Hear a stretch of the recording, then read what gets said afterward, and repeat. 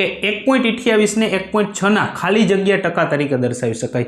બહુ જ મસ્તીનો દાખલો છે મિત્રો, બરાબર છે। જોજો મિત્રો, આ કોન્સેપ્ટ શેના ઉપર છે કે x છે એ y ના કેટલા ટકા છે અથવા તો a છે એ b ના કેટલા ટકા છે, બરાબર છે। તો જ્યારે પણ મિત્રો આવી રીતનો દાખલો આવે, બરાબર છે, ત્યારે તમારે હંમેશા શું કરવાનું છે, જે પહેલી સંખ્યા છે, બરાબર છે, એને તમે અંશમાં લખશો, બરાબર છે, અને જે બીજી સંખ્યા છે મિત્રો એને હંમેશા તમે છેદમાં લખશો, બરાબર છે, અને તેને 100 વડે ગુણી નાખવાના। શું કરવાનું મિત્રો, એને તમારે 100 વડે ગુણી નાખવાના। આવા 2 થી 3 કોન્સેપ્ટ આવે છે, પરંતુ જ્યારે આવા દાખલા આવશે, બરાબર છે, ત્યારે હું તમને સમજાવીશ।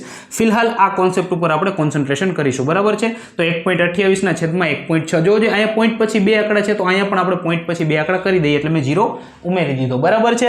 હવે કઈ ઉપર નીચે આપણે કરવાની જરૂર નથી, કારણ કે મિત્રો અહીંયા પણ પોઈન્ટ પછી 2 આંકડા છે, અહીંયા પણ પોઈન્ટ પછી 2 આંકડા છે। ઉપર નીચે 100 કરું તો ઉડી જાય, એટલે પોઈન્ટને ભૂલી જાઓ મિત્રો, બરાબર છે। આ મીંડું ગયું, આ મીંડું ગયું, પોઈન્ટને ભૂલી ગયા એટલે 128 છે, આ 16 છે, બરાબર છે।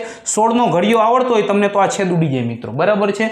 16 8 128 થાય, કેટલા? 16 8 128 થાય, બરાબર છે। તો 8 દાણ કેટલા થાય મિત્રો? 80 થાય, તો 80% છે આપણો આન્સર છે।